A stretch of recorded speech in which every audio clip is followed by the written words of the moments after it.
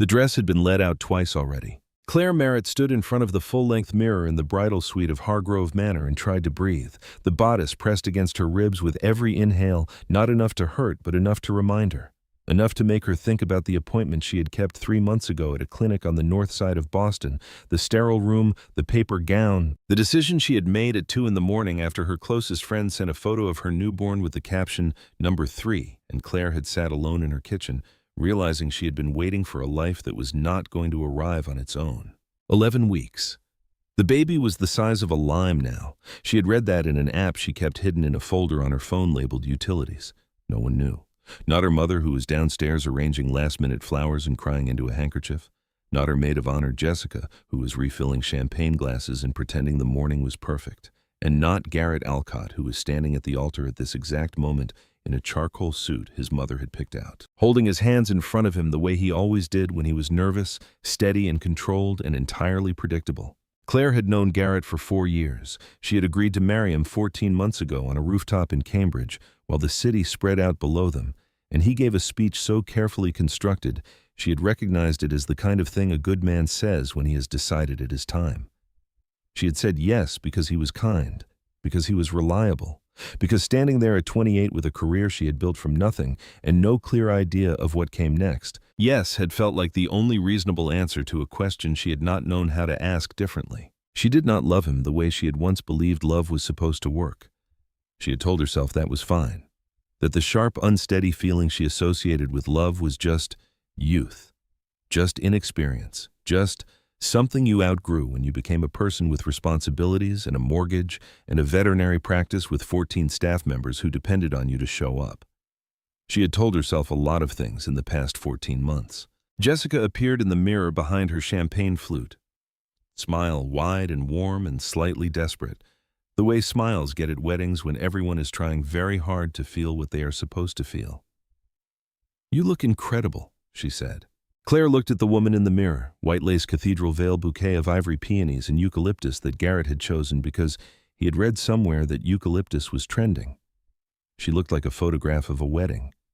She looked like an idea of a bride rather than an actual woman who had spent the last 3 months hiding a pregnancy, a secret, and a growing certainty that she was about to make a permanent mistake. "I'm nervous," Claire said. The lie came easily. She had been practicing it for weeks. 15 minutes someone called from the hallway. Her mother swept in, then already undone arms open perfume preceding her by several steps. The same scent she had worn for 30 years. Something about it made Claire's chest ache in a way she could not entirely explain. They moved downstairs in a procession of silk and good intentions. The chapel at Hargrove Manor was at the end of a long corridor lined with cream roses and candles burning in glass votives. Claire could hear the string quartet through the walls. She could hear the low murmur of 200 guests settling into their seats. She could feel her father's arm under her hand warm and solid, and she thought distantly that she should feel something larger than what she was feeling. She thought she should feel certain. Her father leaned close as they reached the chapel doors. "You sure about this, sweetheart?" It was the first time anyone had asked. She opened her mouth, and that was when the first shot cracked through the air. The sound was wrong in the way that sounds are wrong when your brain refuses to process what it is actually hearing. Too sharp, too close. For one suspended second, Claire thought champagne cork, thought car outside, thought anything except what it was. Then someone screamed. Then 3 more shots in rapid sequence, and the string quartet stopped mid-phrase and the screaming became a wave. Her father went rigid. What in the hell? Claire stood in the doorway of the chapel and saw 3 men in dark suits moving through the side entrance with weapons drawn and visible, not concealed, not threatened, simply present and pointing at the crowd the way weapons do when the people holding them have done this before and feel no particular need to explain themselves. One of them fired into the vaulted ceiling and plaster fell like snow, and 200 people dropped to the floor or scrambled for exits in a chaos of overturned chairs and abandoned programs, and one woman near the front shrieking the same word over and over in a register that cut through everything else. Garrett was at the altar. She could see him from the doorway, his face the color of old paper, his hands no longer folded in front of him, his entire body arrested in a posture of absolute incomprehension. Her father pulled at her arm. "Come on. We have to go back." But Claire could not move. She was standing in the doorway of her own wedding, watching it come apart, and her legs had simply declined to participate in any plan that required movement. The man came from behind. She did not hear him, did not see him until his hand was already closed around her wrist, and something cold and hard pressed against the base of her spine, and his voice arrived at her ear in a register so calm it was more frightening than any of the screaming. "Don't make a sound. Don't pull away. Walk with me right now." Her father spun. His face went from white to red in under a second. The man moved the weapon just slightly, not at her father, just visible, just enough. Her father went still. Claire turned her head by degrees the way you move when you are trying to see something without acknowledging that you are seeing it, and she got her first real look at the man holding her.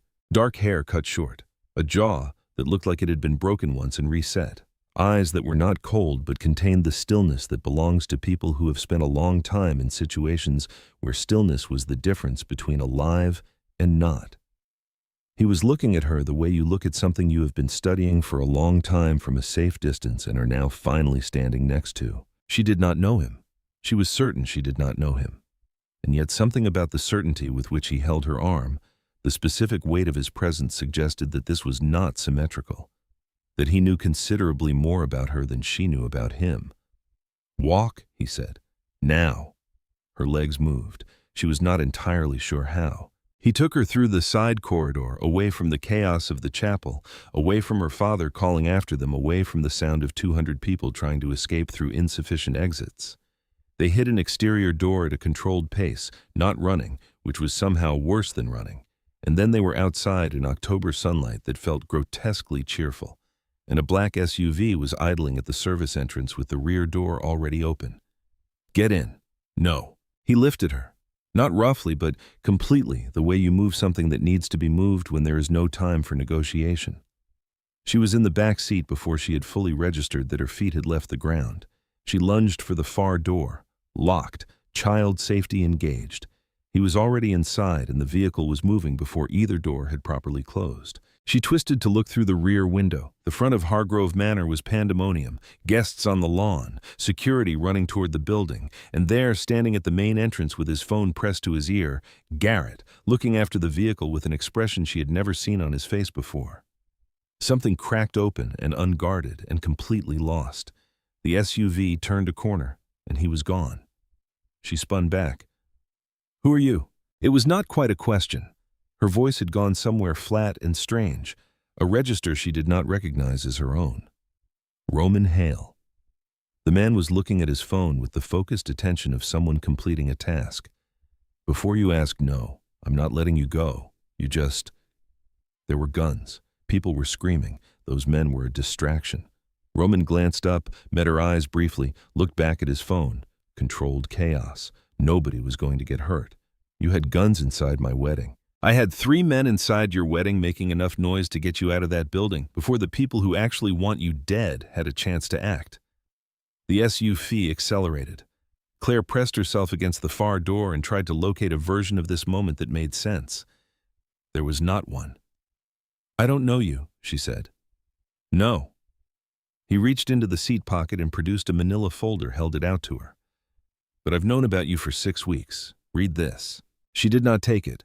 She was still trying to figure out whether she was going to scream, whether screaming would accomplish anything, whether the locked door could be forced, whether the woman driving, who she had not even noticed until now, would stop if she screamed loud enough. "Your name is Claire Merritt," Roman said in the tone of someone reading from a file, because that is exactly what he was doing. 29 years old, doctor of veterinary medicine, Cornell. You own a practice in Brookline. You were engaged to Garrett Alcott for 14 months. You made an appointment at Ashford Fertility Clinic on August 7th and completed a donor insemination procedure on August 19th. You are currently 11 weeks pregnant. The air left the car, or it left her. She was not sure which. How? Because Ashford Fertility did not use a donor. Roman set his phone face down on his knee and looked at her fully for the first time. They used me. My genetic material, without my knowledge and without my consent. And 3 weeks ago when I found out, I also found out that someone else already knew. Someone who sees that child as a way to destroy everything I have left. She stared at him. "That's not possible. Clinics don't just..." "This one did. Take the folder." This time she took it. The first page was a lab report, genetic screening results. Two names in the header: Claire Annette Merritt, Roman James Hale. Match probability across 17 genetic markers, 99.97%. Her hands were not entirely steady as she turned to the second page. Medical authorization documents from Ashford Fertility signed by the clinic director Dr. Philip Crane, with a notation in the margin she had to read 3 times before she fully understood it. Approved per VS directive. Client profile matches selection criteria. VS, she looked up. Who is VS? Victor Strand. Roman's voice had changed, something harder underneath it now, something she would later learn to recognize as the anger that has been living with a person for long enough to become structural. He worked with my father for 20 years, second in command. When my father died 8 weeks ago, he expected to inherit everything, and he didn't. My father's will named me. Roman looked out the window at the highway unreeling behind them, 3 lanes of ordinary Tuesday morning traffic that had no idea any of this was happening. I walked away from my father's world a long time ago. I wanted nothing to do with his business, his money, his name. But the will is the will. And Victor Strand does not accept outcomes he didn't engineer, so he engineered one. He engineered you. Roman turned back to her. He needed a biological heir, someone with Hale blood that he could control from birth, someone with legal standing to challenge the will to provide the inheritance claim he couldn't manufacture any other way. He spent months identifying the right candidate, someone clean, no criminal record, no connections to organized crime, no reason anyone would look twice at. Someone making the kind of private medical decision that would be easy to redirect without detection. Claire's hand went to her stomach. She caught herself and put it back in her lap. I was just a profile, she said. You were a profile, Roman confirmed. Until you became a person, I needed to get out of a building before Victor's people put a bullet in you and took what they actually needed. His voice was flat, and she understood that this was not coldness. This was precision. This was a man being very careful not to let himself feel the full weight of what he was saying, because feeling it fully would make him less useful to her in this moment. The SUV swerved hard. Claire grabbed the door handle by reflex. Roman was already turning, already moving his hand on a weapon she had not seen him draw. Through the rear window, a dark sedan had appeared 2 car lengths back, threading through traffic with the purposeful speed of a vehicle that is not trying to get somewhere. It is trying to get to you. That's not mine, Roman said. And the way he said it answered the question she had not yet asked. The driver, the gray-haired woman she had barely registered, floored the accelerator, and the SUV lurched forward, and the city became a blur of steel and glass and horn, and the sedan stayed with them, gained on them, and Roman said, "Get down," in a voice that did not leave room for argument, and Claire got down. The rear window exploded. Glass everywhere. The sound of it was enormous and immediate and wrong in a way that registered somewhere below, thought somewhere in the body, and Claire pressed herself flat against the rear seat floor with her hands over her head and listened to Roman firing back through the open window and the driver taking corners at speeds that tilted the vehicle in her own breathing, which was all she could actually control.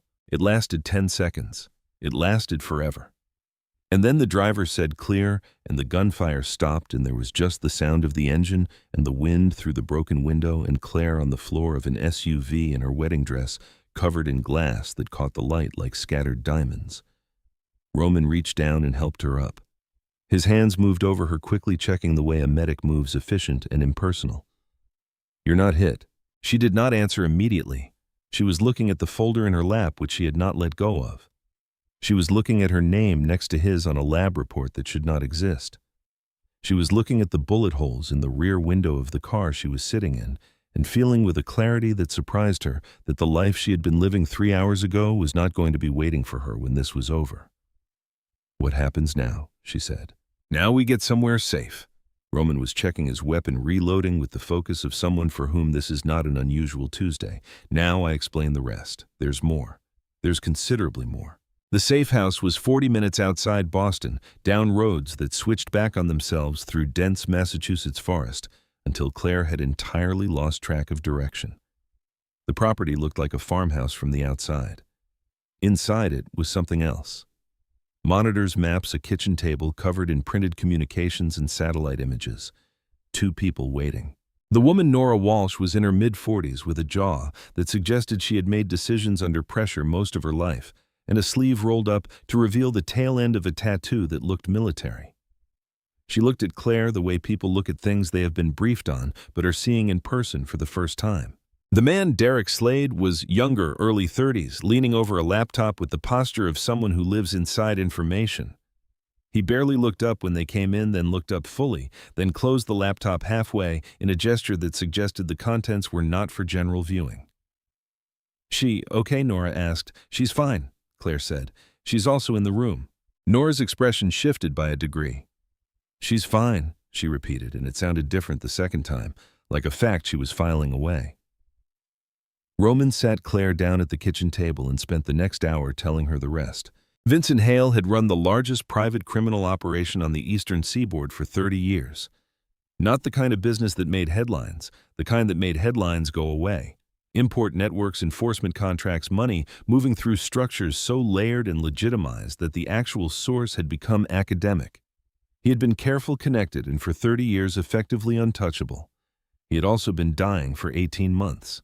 When Vincent Hale died in September, he left everything to his only son. Roman, who had spent 8 years in Army Special Operations, and 6 years after that deliberately building a life in the civilian world that had nothing to do with his father's name. Roman, who had changed his number 3 times and moved twice, and still received on his father's birthday every year a card with no return address and no message, just the postmark, just the reminder. Victor Strand had been second in command for 2 decades. He had expected the call. He had expected to be named. When the will was read and Roman's name appeared where his should have been, Victor had not argued. He had not contested. He had thanked the lawyer politely and left the room, and begun making other arrangements. He found Ashford Fertility 3 months later. He found Dr. Philip Crane, who had a gambling problem and a second mortgage, and the vulnerability of a man who has made one bad decision and spent years trying to hide it. Victor found that vulnerability the way he found all vulnerabilities, with patience and with money, and with the quiet suggestion that cooperation was simply the more comfortable version of the alternative. Claire's name appeared in Crane's selection records 4 months before her appointment. Victor's people had been watching her for 8 months before that. They had watched her research fertility clinics. They had watched her consider single motherhood. They had watched her be exactly the kind of woman who would make exactly this kind of choice. And they had made sure that when she walked through Ashford's door, everything she thought she was choosing was already chosen for her. "I need some air," Claire said when Roman finished. She meant it literally. The room had become too small for the information it now contained, and she needed to stand somewhere without walls for a moment. She went to the back door and stood on the wooden step and looked at the tree line and breathed. The October air was cold and smelled like wet leaves, and somewhere distant, a bird was calling in a pattern of 3 notes that repeated without urgency. She put her hand on her stomach. Left it there this time. She had wanted this child. That part was hers. Whatever else Victor Strand had engineered, whatever else had been decided for her, and around her and through her, without her knowledge, the wanting had been hers.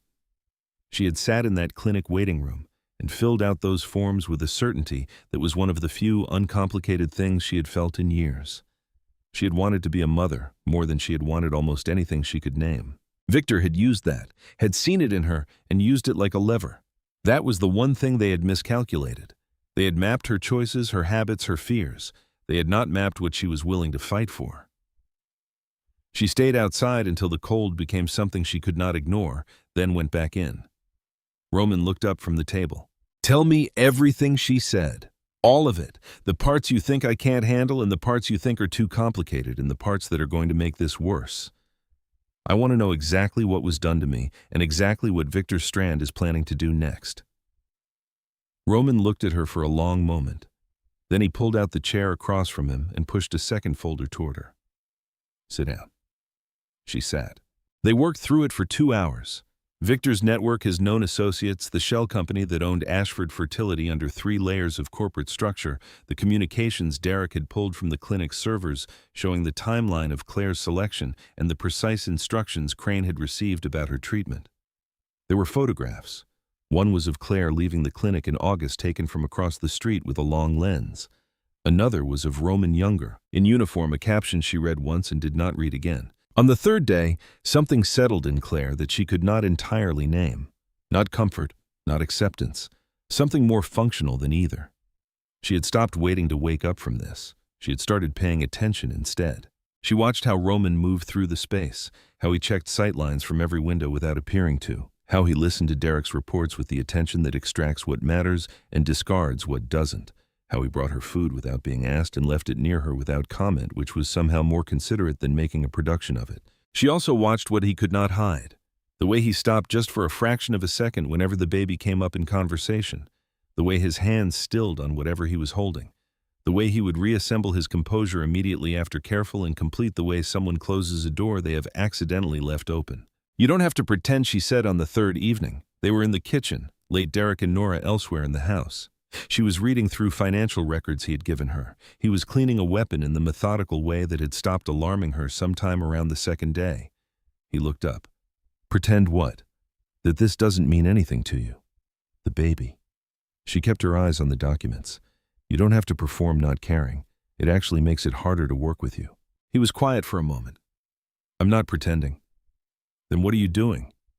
He set the weapon down. Looked at his hands. "Trying to be useful, trying to keep you alive long enough for this to matter. Whatever this means for me, whatever it means for both of us, it only becomes a conversation we get to have if we're still here to have it." She looked at him then.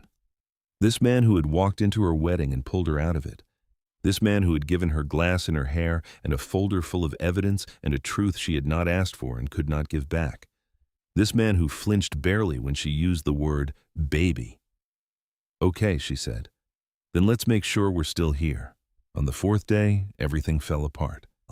Derek was at his laptop when the alert came through. 3 vehicles on the road approaching from the east, moving in formation, no legitimate reason to be on this road at this speed. He said the word contact in the same tone you would use to say it's raining, and the house became a different place in under 30 seconds. Roman was already moving, already calling out positions, already handing Claire the smaller of the 2 handguns in his bag. "You know the basics," he said. It was not a question. She had grown up in rural New Hampshire. She knew enough. She was moving toward the designated position when she felt it, her hand going to her jacket pocket, the weight that should not have been there. She stopped. Her wedding dress was hanging in the room she had been given, too impractical to wear, too significant to throw away. But her jacket, the small quilted jacket she had grabbed in the chaos of leaving, had come from her bag. The bag that had been with her at Hargrove Manor. The bag that had contained, tucked into the inner zip pocket, her personal phone. Her actual phone. The one she had silenced for the ceremony and forgotten entirely in the hours of running and hiding and learning things she could not unknow. She pulled it out. Still on. Battery at 14%. Signal showing 4 bars. 4 days. It had been transmitting for 4 days. Roman appeared in the hallway. "Claire, we need to move right now." She held up the phone. He went completely still. "I found it in my jacket," she said. "I didn't know it was there. I didn't know." She looked at the phone in her hand and thought about everything she could do with it in this moment. She could call Garrett. She could call her mother. She could call 911 and say her name and her location, and someone would come and get her out of this house and this situation and this story she had not written and did not know how to finish. She could walk away from Roman Hale and Victor Strand and everything in that folder and try to find some version of ordinary life on the other side. She turned the phone off. She held it out to him. His expression changed. Something moved across it that she had not seen there before. It was not gratitude exactly. It was closer to recognition. Like something he had suspected about her had just been confirmed. "You could have used that," he said. "I know." He took the phone. They moved. They were in the vehicles within 8 minutes, taking the back road through the trees, Derek's equipment packed and running. Behind them, through the rear window, Claire watched headlights sweep across the front of the safe house they had just left. 3 vehicles, moving in formation, no legitimate reason to be here. She faced forward. Whatever she had been before today was still back there somewhere in that bridal suite, with the too tight dress and the eucalyptus bouquet and the careful life she had assembled from the right pieces in the right order. It was still there. She had just chosen not to go back for it. When Derek's phone buzzed 40 minutes later and he looked at the screen and his face went a particular shade of still, Claire noticed before anyone spoke what she said. Derek turned the screen toward Roman. Roman read it. His jaw tightened. What Claire said again. Derek looked at her. "I traced the tracking signal, the full origin, not just the phone." He paused. "The initial contact point for the surveillance on you, the first monitoring record in Ashford's system, it routes back through a server registered to a holding company, and that holding company has a registered address at Ashford Fertility Clinic itself. Victor doesn't just have a connection to the clinic," Roman said quietly. "He owns it," Claire finished. The car was silent. She sat with that for a long time, 8 months. Someone had been watching her for 8 months before she ever walked through Ashford's door. Someone had been reading her research, tracking her appointments, anticipating her decision, and preparing a replacement for the choice she thought she was making freely. They had not stolen something from her. They had replaced it, had taken the most honest thing she had wanted in years and built something else inside it without her knowing. She put her hand on her stomach, kept it there. The child was still hers. Whatever else was true, whatever else had been done, the child was still hers, and that she decided was the thing they were not going to take. Roman was watching her from across the seat. She met his eyes and held them. "We find out where Crane is," she said, "and we figure out how to get ahead of this before Victor uses him against us." Her voice was steady in a way that surprised her even now. "Because here's what Victor doesn't understand. He planned for me to be afraid. He didn't plan for me to be angry." Roman looked at her for a long moment, then he said quietly, "No, he didn't." They drove through this night without speaking much. Derek monitored channels on a tablet propped against the dashboard. Nora kept her eyes on the road and her hands at 10 and 2 and did not ask questions that did not need asking. Roman sat across from Claire in the dark rear seat and watched the tree line move past the windows with the alertness of someone who has learned that stillness is not the same as safety. Claire watched him do this and said nothing, and thought about Ashford fertility and 8 months of being observed, and the way the word owned had landed in her chest like something with weight. She did not sleep. She was not sure she would sleep easily again for a long time. The motel Derek found was 40 miles southwest of Boston, the kind of place that took cash and did not ask for identification, and had a parking lot with enough exits that Roman walked it twice before he let anyone go inside. 2 rooms connecting door left open. Nora swept both for devices before she unpacked anything. The carpet was patterned in a way that had probably been cheerful in 1987, and the heating unit under the window made a sound like someone clearing their throat every 4 minutes. But the walls were solid, and the sight lines from the front window covered the full parking lot, and Roman said it would do for now. Claire changed out of the clothes she had been wearing for 2 days, pulled on the jeans and gray sweatshirt Nora had packed from a supply bag without being asked, and sat on the edge of the bed and finally let herself be still. Victor Strand had put a price on her head. Derek told them over the folding table he had set up as a workstation, his voice carrying the flatness of someone delivering information that would be significantly worse if delivered with feeling. $500,000, circulated through 3 private networks in the past 6 hours. Every independent contractor on the eastern seaboard with the right connections would have it by morning. The bounty specified alive, which Roman said was the only piece of good news in the sentence, because it meant Victor still needed her intact. For now, Nora said, and nobody argued with the qualification. Claire thought about what $500,000 meant in practical terms. It meant this was not going to end with Victor running out of options. It meant there were people she would never see coming who were already calculating routes and contingencies, who saw her not as a person but as a figure with a dollar value attached. It meant the radius of danger had expanded well beyond Victor's direct organization and into something considerably less predictable. She thought about this with a calm that would have frightened her a week ago. She was becoming someone she did not entirely recognize yet. She suspected that was not entirely a bad thing. The attack came before dawn. Derek's perimeter alert triggered at 4:40 in the morning, a motion sensor he had placed at the lot entrance, registering 2 vehicles moving in without headlights. He was at Roman's door in seconds. Roman was already awake. Claire in the connecting room heard the knock and was on her feet before Derek finished the first sentence. 3 of them coming from the lot. Roman was pulling on his jacket, checking his weapon with the practiced economy of someone who has done this long enough that the body handles it without consultation from the mind. "Claire, you take the bathroom, same as we discussed." She had not been aware they had discussed it, but she understood what he meant. He had walked her through it 2 days ago in the farmhouse almost casually, the way you cover a contingency you hope not to use. She went to the bathroom, locked the door, sat on the edge of the tub. He had given her the smaller handgun before she crossed the threshold. She held it with both hands and focused on her breathing the way he had told her to and listened. The sounds came fast, the motel room door giving way. Roman and Nora moving controlled bursts of gunfire, the rhythm of a firefight between people who know what they are doing. Something heavy hitting the floor. A second impact. And then footsteps heavier and less coordinated than Roman's moving across the main room toward the bathroom. The door handle turned, held, turned again with more force. Claire stood up from the tub, positioned herself the way Roman had shown her. Weight distributed, arms extended, the gun pointed at the center of the door. The door came off the frame with the second kick. The man in the doorway was large and moved like someone who had stopped expecting resistance some time ago. His eyes found her, and his weapon was coming up, and she fired. She missed. The shot went wide and took a piece of the door frame, and the noise of it in the confined tile space was enormous and physical, something she felt in her teeth and her sternum. The man flinched backward by reflex, and she fired again, and this time it connected shoulder right side, and he stumbled and grabbed the doorframe with his free hand, and his weapon discharged into the ceiling. Roman was through the door before the man finished falling. 2 precise movements, and the threat was removed, and the man was on the bathroom floor, breathing in the shallow, rapid way of someone in significant pain, but not in immediate danger of dying from it. Roman looked at Claire. She was still holding the gun in both hands. Arms still extended, the position she had locked into when she pulled the trigger the first time. "You're clear," he said.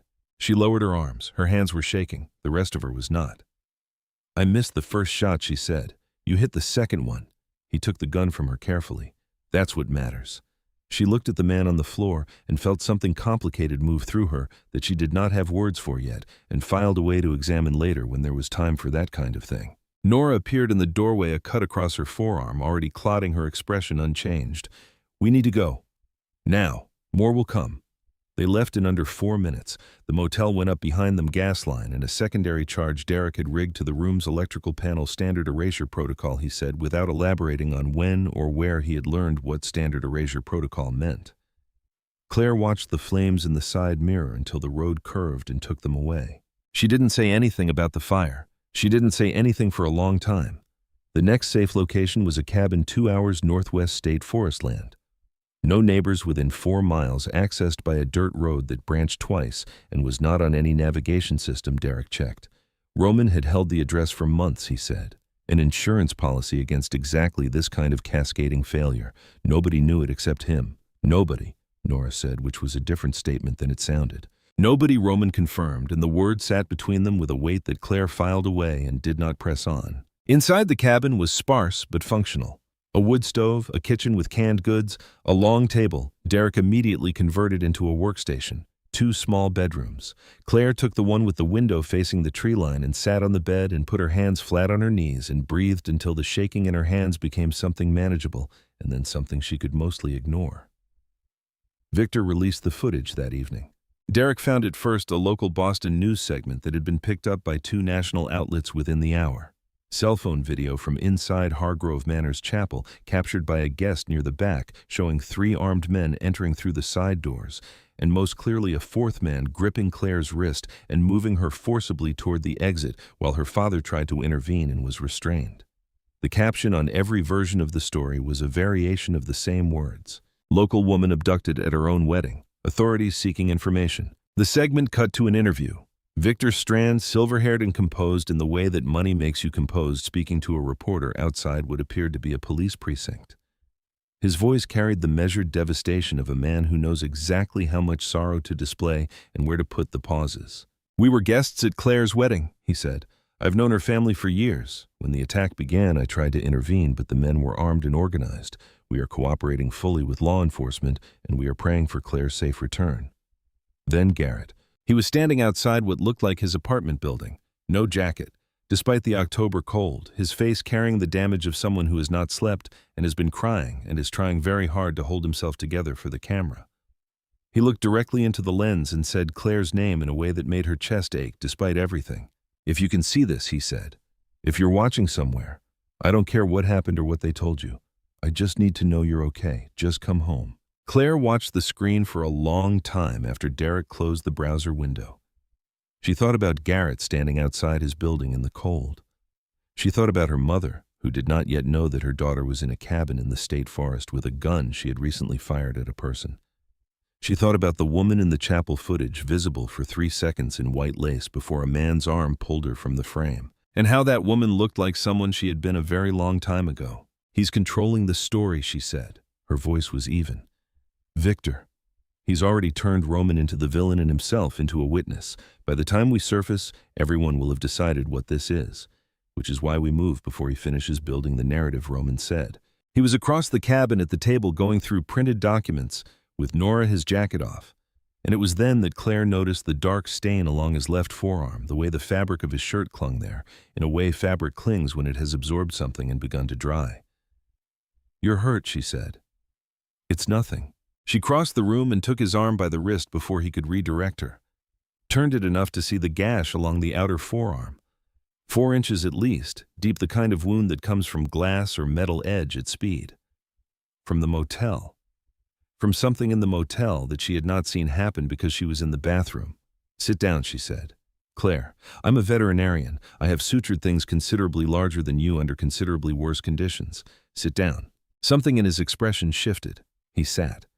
She found the first aid kit in the kitchen cabinet, basic but sufficient, and brought it to the table and worked in the lamplight while Nora tactfully moved her operation to the other end of the room, and Derek put headphones on and stopped existing for the purposes of this particular conversation. She cleaned the wound, and he did not flinch, and she thought about all the things she had learned about him in the past 5 days that she had not been told but had simply observed.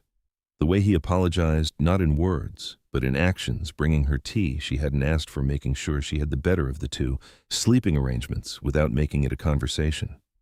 The way he watched the door when they were in a room together, always positioned so that she was not between him and any entrance. The way he had looked at the baby reference in the Ashford file and then looked immediately away. He was not a man who had been planning to be a father. He was a man trying to figure out what to do with something he had not known to want until it existed. She tied off the bandage and sat back. He looked at his arm, then at her. "You've been carrying this whole thing very quietly," he said. "What would loudly look like? Most people in your situation would have fallen apart 3 days ago." She considered this. "Most people in my situation didn't make it out of the chapel." He almost smiled. Almost. She looked at her hands. Outside the window, the forest was completely dark and completely still. And somewhere beyond it, the city she had lived in for 6 years was running her face on the evening news and calling it a tragedy. "I think about what I would have said," she told him. "If I had picked up that phone this morning and called someone, my mother, Garrett, what I would have told them. What would you have said? That I'm okay?" She looked up. "And then I would have had to explain what okay means now, what it means to be okay inside something like this, and I realized there isn't a version of that explanation they could have received. Not from a phone call, not yet." Roman was quiet for a moment. He turned his bandaged arm over slowly, looking at the wrapping. "My father used to say that the people who survive difficult things are not the ones who are unafraid." He said something else, but stopped. "What?" He said they're the ones who stay curious about what comes next. He paused. "I spent 20 years disagreeing with almost everything my father believed, but that one I think he got right." She held that, stayed with it. "Tell me about Victor," she said finally. "Not the operational version, the real version. Who is he, and why does he want this badly enough to do what he's done?" Roman looked at her for a moment, then leaned back in the chair. "Victor Strand came up with nothing," he said. "Grew up in South Boston when that meant something different than it means now. My father found him when he was 23, running small import schemes out of the harbor, smart enough to avoid getting caught, ambitious enough to want considerably more. My father gave him more. Gave him structure, resources, protection, 20 years of building something real. And Victor gave my father absolute loyalty in return." "He was genuinely loyal," Roman said, and his voice carried a complexity she had not heard in it before. "That's the part that makes him dangerous. He is not a man who betrayed my father. He is a man who believes he was betrayed by my father's death. By the will. By me. He thinks he earned it. He thinks he built it, and in a certain way, he's not wrong. The organization that existed when my father died, Victor shaped as much as my father did. The routes, the contacts, the operations, 20 years of his life. And then a document written by a dying man hands everything to the son who refused to be part of any of it." She thought about this. "That kind of anger doesn't stay anger," she said. "It becomes something else." "It becomes methodology," Roman agreed. "Victor doesn't rage. He plans. He's patient in a way that takes years to develop. And he's been doing this longer than I've been aware of what this even was." Derek pulled his headphones off. He had the expression of someone who has found a thing he was not expecting to find and is deciding how to present it. "I've got the full trace," he said. Roman looked up. "The command chain for the surveillance on Claire. All the authorization documents from Ashford. I ran it back as far as the server logs go. He turned the laptop so both of them could see. Victor doesn't just have a financial stake in the clinic. The holding company that owns Ashford Fertility is registered to a parent corporation, and that parent corporation is registered at the same address as Vincent Hale's primary legitimate business entity. Roman went very still. My father's company, he said. Derek nodded. Victor didn't build a separate structure for this. He used your father's existing corporate architecture, which means legally. Technically, this entire operation, the clinic, the surveillance, the procedure, all of it sits inside entities that were willed to you. Claire looked at Roman. You inherited the thing that was used against me. He met her eyes. The expression on his face was not guilt exactly. It was heavier than guilt and less defined, the look of a man confronting the particular cruelty of a situation that has no clean angles. Which means Nora said from across the room that Victor has been operating inside Roman's inherited estate this whole time, using Roman's own assets to fund the operation designed to undermine him. It also means Derek said carefully that Crane has been filing records inside those corporate structures, which means there is documentation. Real, detailed, legally significant documentation of every step of this, sitting in systems that Roman technically controls. We need that documentation, Claire said. It's at Ashford, Derek said. She looked at Roman. He looked at her. Then that's where we go, she said. He started to say something that she recognized as an objection forming. She spoke before it finished forming. I know what you're going to say. I know you think the risk outweighs the benefit. I know you are going to tell me that Victor will expect us to go for the records and that walking into Ashford is walking into whatever he has positioned there. She paused. And I know you're probably right about all of it. But those are my records, my name, my medical history, my pregnancy. And I'm not going to sit in this cabin while someone else goes to claim the evidence of what was done to me. The cabin was very quiet. Nora was looking at the ceiling. Derek had found something interesting to study on the surface of the table. Roman looked at her for a long time. His expression moved through several things, none of which she could name precisely, and landed somewhere she had not seen it land before. You follow my lead, he said. Every step, no improvisation. Agreed. If I say we abort, no argument. Understood. He held her gaze another moment. Then he turned to Derek. Pull the floor plans. Roman made the call at midnight 2 nights before they went to Ashford. He told Claire he was going to do it before he did, which she understood was not a given for him. He set the phone on the kitchen table between them and dialed Victor's number from memory and put it on speaker without being asked. Victor answered on the second ring. The hour did not appear to inconvenience him. I want to know what it would take, Roman said, for this to stop. Victor was quiet for a moment, the quiet of someone deciding how much truth to spend. There is nothing you can give me, he said finally. That equals what your father already gave you. The will is the will. The only way around it is through it. The child, Roman said. You want the child. Victor made a sound that was not quite a laugh. I wanted a lever. The child is the lever. You are the door. He paused. Do you understand what I'm telling you, Roman? This was never about the woman. It was never about the baby. It was about making you visible. You spent 10 years making yourself impossible to reach. I needed something you would come out for, something you would make mistakes for. Claire sat across the table and listened to the shape of it settle into place. She had been a lever, not a target, not even a victim in the way she had understood the word, a tool selected for its utility in moving something heavier than itself. She looked at her hands on the table. She looked at Roman's face, which had gone somewhere still and internal. You used her to get to me, Roman said. I used what was available, Victor said, and the echo of the words suggested this was the sentence he returned to when he needed to feel clean about his methods. Then, almost as an afterthought, how is she, by the way? Holding up Roman ended the call. The kitchen was very quiet. He did not look at her immediately. He looked at the phone on the table between them, the way you look at something that has confirmed what you already suspected and is therefore both worse and less surprising than it might have been. She spoke first. He was never going to stop. Not for the baby. Not for the will. He needed you to surface, yes. And we surfaced, yes. She thought about 8 months of surveillance, about the clinic and the forms and the decision she had made at 2 a.m. that had felt so entirely hers.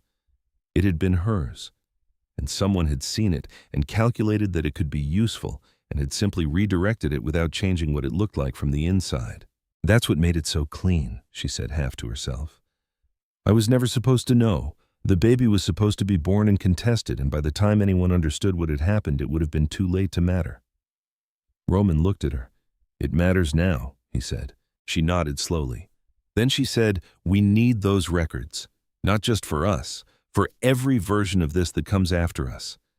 If Victor gets to write this story, it doesn't end with him. It ends with the next woman in a waiting room making a choice she thinks is hers. Roman was quiet for a long moment. He turned to Derek. Pull the Ashford floor plans. They spent the rest of the night planning. Derek had schematics of the Ashford building from public filings, 3 floors a record suite on the 2nd floor and the northeast corner security cameras covering every exterior entrance and the main interior corridors. Roman walked Claire through the entry point, the route to the records room, the exit sequence. He walked her through it 4 times until she could recite it without looking at the diagram. Nora drilled her on hand signals in the kitchen, while Derek monitored police and private security frequencies on his equipment. Outside the cabin windows, the forest was dark and the night was cold, and somewhere in the city a man named Victor Strand was adjusting his strategy to account for the fact that Claire Merritt had not yet done what he had calculated she would do. She had not broken. She had not run. She had not reached for the phone she could have used to end this on terms she did not choose. Victor had built his plan around a woman who could be used because she did not make waves. He had profiled her thoroughly, had mapped her habits and her choices and her caution, and had concluded that she was the kind of woman who would accommodate herself into whatever shape the situation required. He had been watching the wrong woman. Shortly before dawn, Roman found her at the cabin window watching the tree line go from black to gray in the early light. He stood beside her without speaking for a moment. Outside, a pair of birds began calling to each other across the distance, a sound that belonged entirely to that hour and no other. Whatever happens at Ashford, he said finally. She waited. You don't go in alone, not for any reason, not even if you think you see an opening. I know, I mean it. She turned to look at him. The early light was doing something to the angles of his face, softening what daylight made sharp. She thought about how he had come to her wedding with 3 armed men and a folder full of evidence, and had not once in 5 days made her feel like a problem to be managed. He had made her feel like the most important variable in the equation. Not the objective, the variable. The thing the whole calculation actually turned on. I know, she said again, and meant it differently the second time. He nodded once. Then he went to wake Derek and they began to prepare for what came next. Before they went to Ashford, they went to Sloane Rourke. Roman had found her through a contact that he trusted, a woman in her late 40s with the posture of someone who had spent decades standing in rooms where she was underestimated and had made productive use of the experience. Sloane Rourke had been investigating Victor Strand's connections to legitimate business entities for 3 years and had not yet been able to publish anything that would survive his legal team. She received Roman's call at 6 in the morning and said yes before he finished explaining. The studio was a single room above a printing business on the edge of the financial district, small enough to feel manageable, professional enough to carry the weight of what Claire needed to say. They arrived at 9. The camera was already set up. Sloane was already there reviewing notes, and she looked at Claire the way journalists look at sources they have been waiting for without knowing it. Claire sat in the chair and looked at the camera and said her name. Had said it the way you say something you are reclaiming. My name is Claire Merritt. 6 days ago I was taken from my wedding. The media is calling it an abduction. I'm here to tell you what it actually was. She held up the folder. She spoke for 22 minutes. She was methodical and specific, and did not once apologize for the clarity with which she described what had been done to her. Sloane asked questions that moved the testimony forward without redirecting it, the skill of an interviewer who understands that the story belongs to the person living it. Victor's men hit the studio at minute 20. She had finished the sentence she was in the middle of before Roman pulled her from the chair, which she considered a personal achievement. The footage had been live. It was already distributed before the first vehicle came through the building entrance. There was no version of the night in which it could be recalled. They went to Ashford Fertility at 11 o'clock that same night. The drive-in took 40 minutes. 2 vehicle changes, a route Derek had mapped to avoid every camera cluster he had identified in the city's surveillance grid. Claire sat in the back of the second car and did not think about what she was walking into. She thought instead about the records room on the second floor northeast corner, the route Roman had walked her through 4 times the specific cabinet drawer Derek had identified from the clinic's internal filing index. She thought in sequences and steps because sequences and steps were manageable, and what lay on the other side of them was not something she could afford to feel fully yet. Roman rode beside her and said nothing. That was its own kind of steadiness. Nora took the wheel. Derek monitored from a secondary location 2 blocks out, connected by earpiece, his voice a low, constant presence that would tell them what was coming before it arrived. The service entrance on the building's north side had a keypad lock that Derek overrode remotely at 11:14. Nora held the exterior while Roman and Claire went in. Emergency lighting only the corridor a dim red, the smell of antiseptic and recirculated air. Claire had been in this building twice before. She had sat in the waiting room and filled out forms and believed she was making a free choice in a clean place with clean intentions. Walking through it now in the dark, she thought about how thoroughly a place could be something other than what it appeared to be. Second floor, northeast corridor. The records room door had a secondary lock that Roman handled with a tool from his jacket that she did not ask about.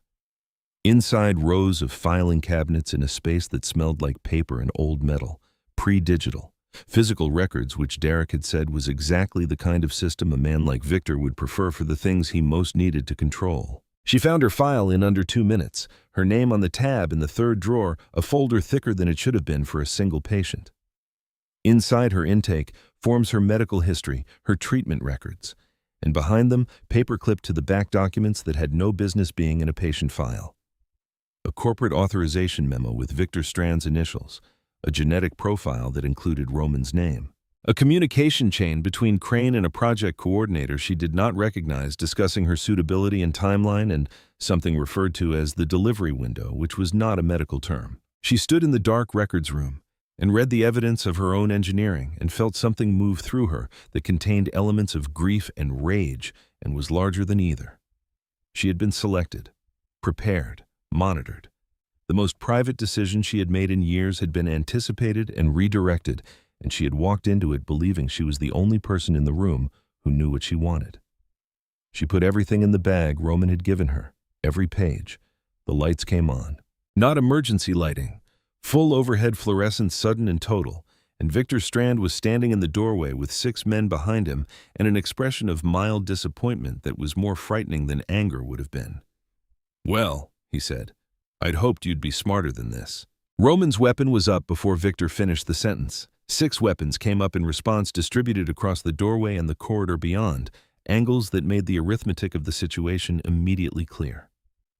Claire stood with the bag against her chest and did not move. Victor stepped into the room with the unhurried confidence of a man who has been in every version of this conversation and knows how they end.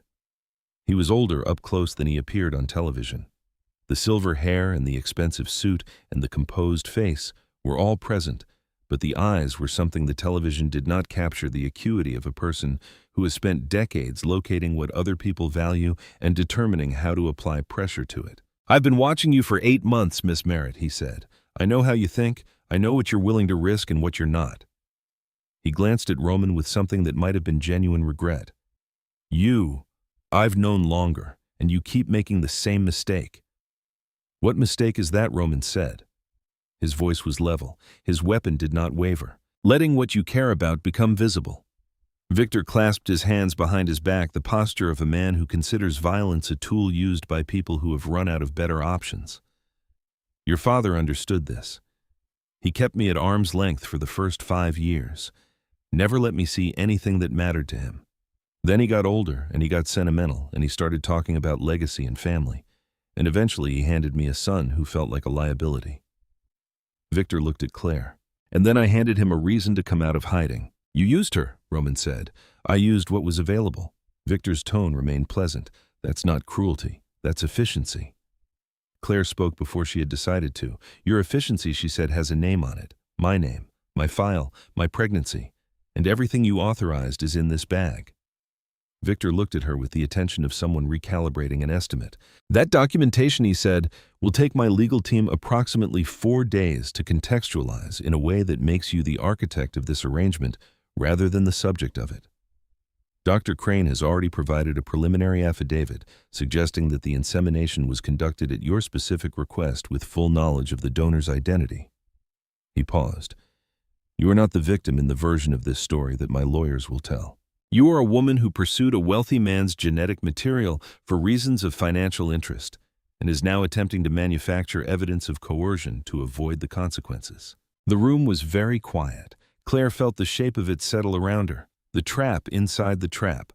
Victor had not simply anticipated them coming to Ashford. He had prepared for exactly this moment, the moment when she held the evidence in her hands and believed she had won something, and he had already built the structure that would invert it. Nora's voice came through the earpiece, barely audible. FBI is 40 seconds out. Someone called it in. Not us. Roman heard it too. She could tell by the micro-adjustment in his posture, the slight shift of weight that meant he was recalculating. Victor noticed. He had the eyes of a man who noticed everything. Whatever you just heard, he said, it doesn't change the mathematics of this room. Put the bag down. Tell your team to stand down. And we have a conversation about what an orderly resolution to this situation looks like. Claire looked at the 6 men in the doorway. She looked at Roman, who was still holding the weapon on Victor with the steadiness of someone who has made peace with the consequences of every available action. She looked at the bag in her arms and thought about Garrett on television saying, just come home, and her mother's perfume in the bridal suite, and the 200 people who had been in that chapel when this began. Then she thought about Dr. Philip Crane. She had not met him as a person. She had exchanged paperwork with him, had sat across a desk from a man in a white coat who had explained the procedure in the careful language of medical professionals, and had looked at her with something she had interpreted as professional compassion and had apparently been something else entirely. A man with a gambling debt and a second mortgage and a years-long arrangement with Victor Strand that had required him to use her body as an instrument without her knowledge or consent. A man who was currently being held somewhere in this building as a contingency asset. She made a decision. Victor, she said. Where is Crane? Victor's expression did not change, but something behind it did. The composure was still there, but it had become load-bearing, the kind that cracks before it gives. Dr. Crane is comfortable, he said, and cooperative. He's in this building, she said. It was not a question. The FBI is coming through the front entrance, Nora said in her ear. 60 seconds. I want to talk to him, Claire said. That's not how this works, Miss Merritt. I think it is. She kept her voice at the same register, unhurried, the tone she used with large, frightened animals when the worst thing she could project was urgency. Because if Crane is your main instrument of defense, if his affidavit is what turns my testimony into conspiracy, then you need him willing and coherent and on record before any of this reaches a courtroom. And right now, the FBI is walking into your building and you have 6 armed men in a medical facility and a kidnapped physician somewhere on the premises, and the version of this that ends well for you requires Crane to appear cooperative, not coerced. She paused. So let me talk to him. Victor studied her. She held his gaze and let him study. She had learned something in the past 6 days about the way dangerous men gave their attention to the things they were deciding about. Roman's attention felt like calibration. Victor's felt like calculation, always determining whether you were more useful as a tool or a threat. She needed him to see her as neither. She needed him to see her as a variable he could still control. He nodded once to the man on his left. They brought Crane from a room at the end of the corridor, an office that had been converted to something between a waiting room and a holding space. He was in his late 50s, the kind of face that had probably been trustworthy once, and now carried the damage of years of managing a secret. He was not physically harmed.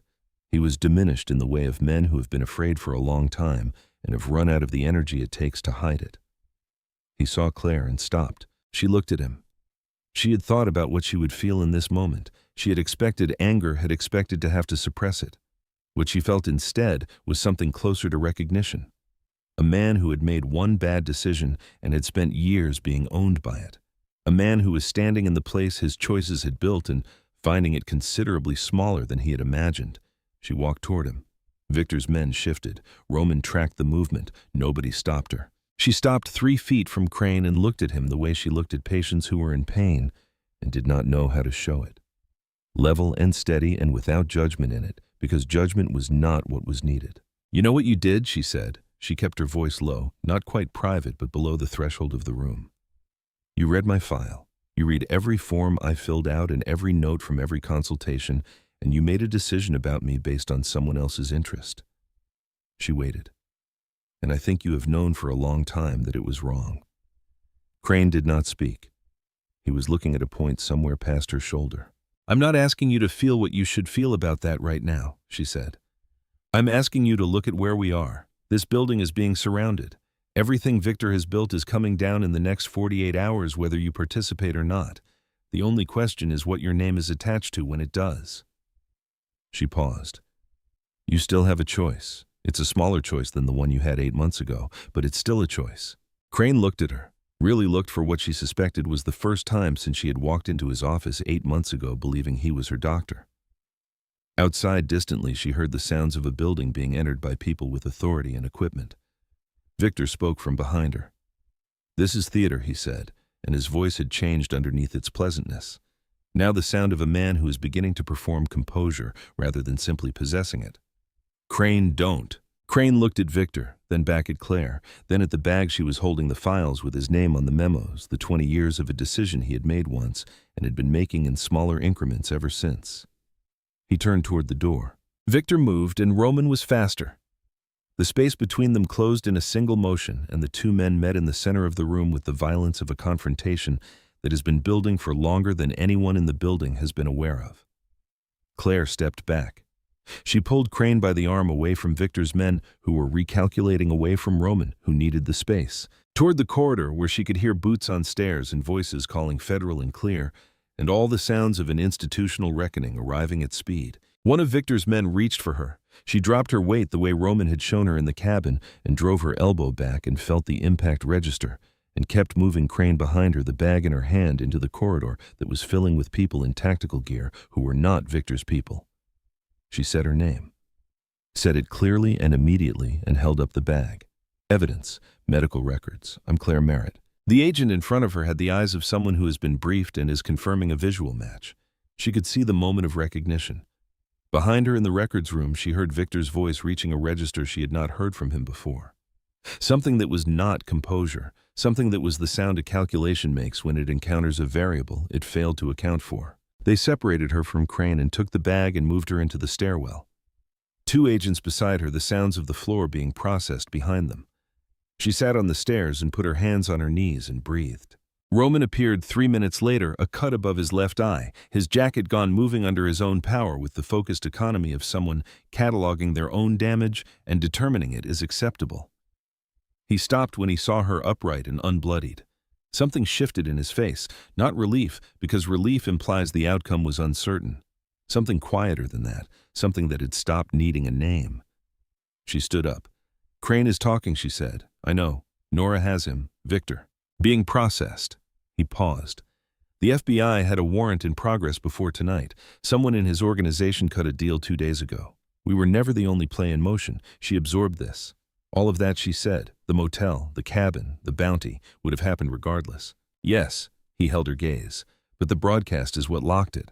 What you recorded with Sloan Rourke. That footage is on every network in the country. Crane's testimony adds the clinical documentation. Victor's lawyers can work with one or the other. They cannot work with both." She sat back down on the stairs, not because her legs failed her, because she wanted to sit for a moment in the particular texture of this. Not triumph. Not the clean feeling of a completed thing. More like the shift that happens when you finally see the full shape of something you have only been experiencing in pieces. She had been in this building twice. The first time she had believed she was making the most personal and private decision of her life.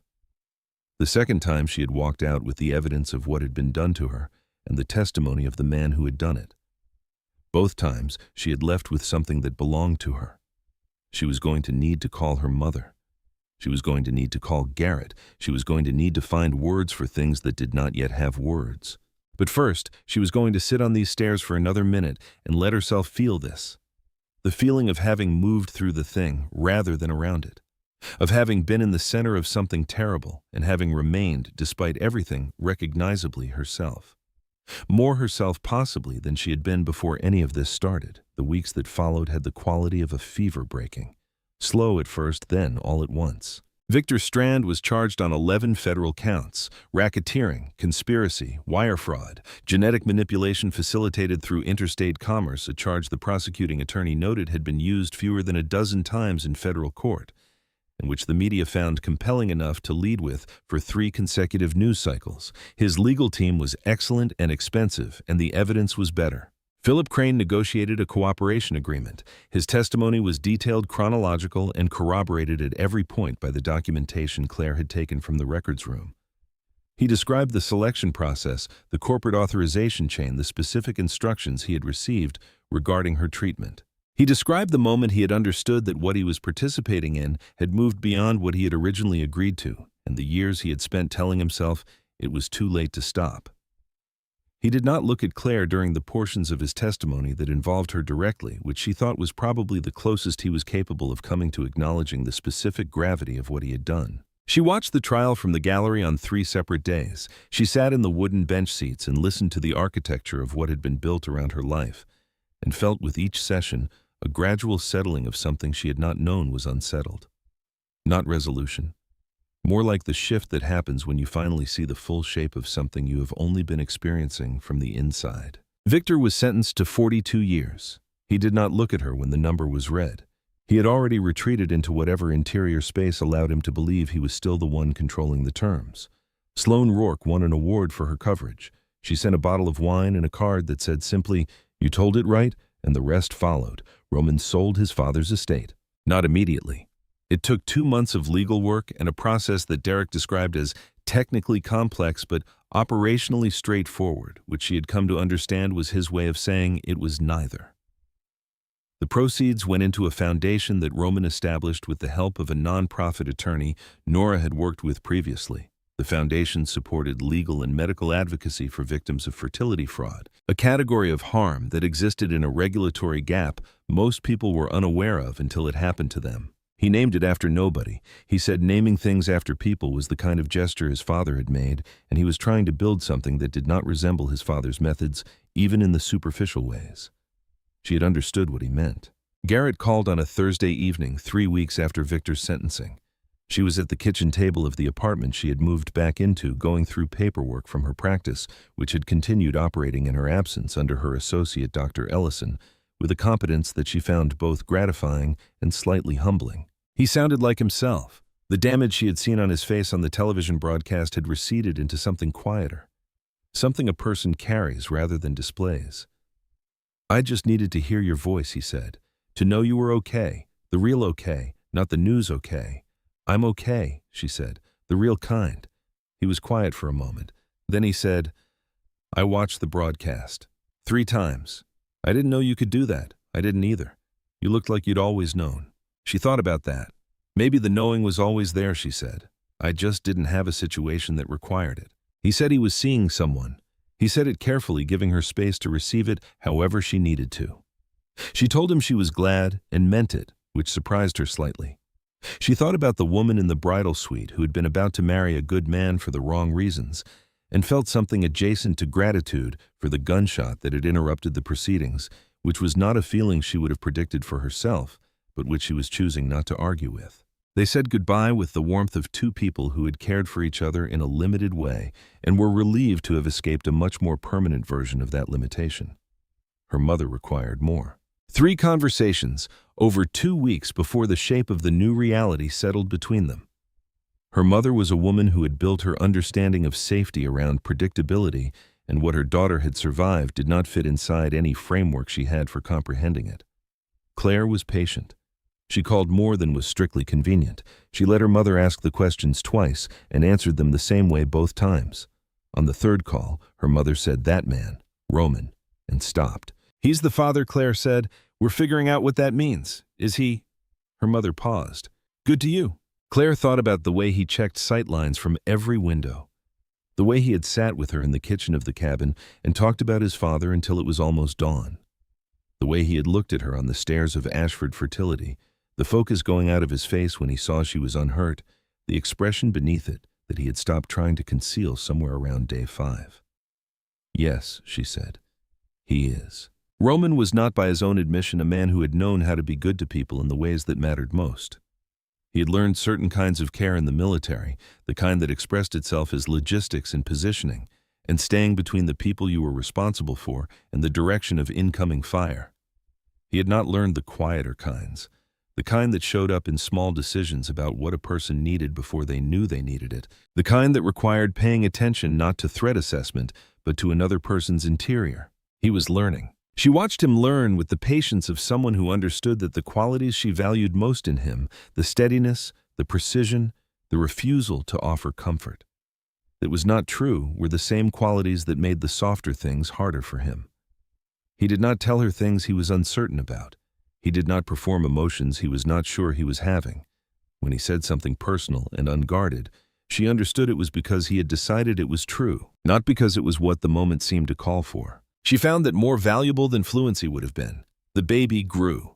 There was no other way to say it. Whatever else the weeks were also this, the particular biological persistence of a life that had been begun in a clinic and had continued through a firefight and a high-speed chase and a records room and a federal investigation, and was now making its presence known in ways that required accommodations to her schedule and her wardrobe and her understanding of what her body was for. Roman went to every appointment. He sat in the chairs that were too small for him and read the informational materials with the focused attention he applied to floor plans and exit routes, and asked questions that were specific and practical, and occasionally revealed that he had been doing independent research, which the obstetrician appeared to find both unusual and encouraging. The morning they heard the heartbeat, he did not say anything. She looked over at him in the chair beside the exam table and saw something on his face that belonged to a category of experience that has no adequate language, because language is built after the fact, and some things happen too fast and too completely for words to catch up with. She reached over and put her hand on his arm. He covered her hand with his without looking away from the monitor. That was all. It was enough. Lily arrived on a Tuesday in late March, 3 weeks before her due date, announced by circumstances that required Roman to drive to the hospital with the focused intensity he brought to tactical operations, which Claire found both alarming and, in some irrational way, comforting. The labor was 14 hours. Roman stayed for all of it. He held her hand through the parts that required holding and was quiet through the parts that required quiet, and at one point said something that made the nurse laugh and Claire almost laugh, which she was not entirely prepared for, and which she decided afterward had been precisely the right thing. Lily was 6 pounds and 2 ounces and arrived with a thoroughness of opinion about the situation that the delivery team described as vigorous, and that Claire recognized immediately as a characteristic she was going to have to make peace with. Roman held her for the first time with the careful deliberateness of someone who has decided that this is the most important thing he has done and is not going to do it wrong. He held her and looked at her, and Claire watched his face and thought about the man who had walked into her wedding with a gun and a folder full of evidence, and the stubborn conviction that she was not going to die in a building because someone else had decided to use her life as a mechanism. She thought about all of it, the chapel and the SUV and the broken window and the cabin and the stairwell and crane, turning away from Victor and towards something more difficult and more necessary. She thought about who she had been at the start of that week and who she was now. She thought they were the same person. She thought the week had not created something new in her, so much as it had made visible what had always been there, present and patient, and waiting for the kind of situation that required it. She had not become a different person. She had become a more complete version of the same one. Roman looked up from Lily. He looked at Claire with an expression that was entirely unguarded, entirely present, entirely without the careful calibration she had watched him maintain for 6 days, across circumstances that would have broken the calibration of most people. "I need to say something," he said. She waited. "I'm not good at this, the version of this that other people seem to find straightforward." He looked back at Lily, then at Claire again. "But I've been certain about very few things in my life, and I am certain about this, about you, about what I want this to be." She held his gaze. "I love you," he said. It came out the way true things come out when a person has been thinking them for a long time and has finally determined that the moment is real enough to say them in. Plainly, without staging, just the words themselves offered to the specific person they were meant for. "I know," she said, and then because it was true and because he deserved to hear it, "I love you too." Lily made a sound of commentary. They both looked at her. "She is not going to be easy," Roman said. "No?" Claire agreed. "She isn't." She watched him shift his daughter in his arms, adjusting, finding the right hold with the methodical attention he brought to everything that mattered to him. Outside the hospital window, Boston was doing what Boston does in late March. The light coming back by degrees, the city moving through the end of something long and cold toward whatever came after it. She had not planned any of this, not the pregnancy, and certainly not the man holding her daughter, and not the particular shape of the life that was assembling itself around her out of pieces she would never have chosen individually, but which fit together in the end into something real. She had chosen it. That was the thing she kept returning to, not the circumstances, not the starting conditions, but every decision made inside them, every moment when there had been another available option, and she had looked at it and looked at what she actually wanted and chosen this instead. Victor Strand had spent 8 months watching a woman he believed could be used because she accommodated herself into whatever shape the situation required. He had been thorough, and he had been patient, and he had been completely wrong about what he was looking at. What was left of that October morning after the gunshot and the SUV and the glass and the days of running and the moment she had stood in front of a camera and said her name like she was reclaiming it was a woman who knew exactly what she wanted and had chosen it with open eyes.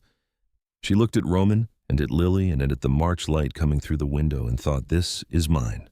All of it, difficult and imperfect and entirely irrevocably mine. That made all the difference.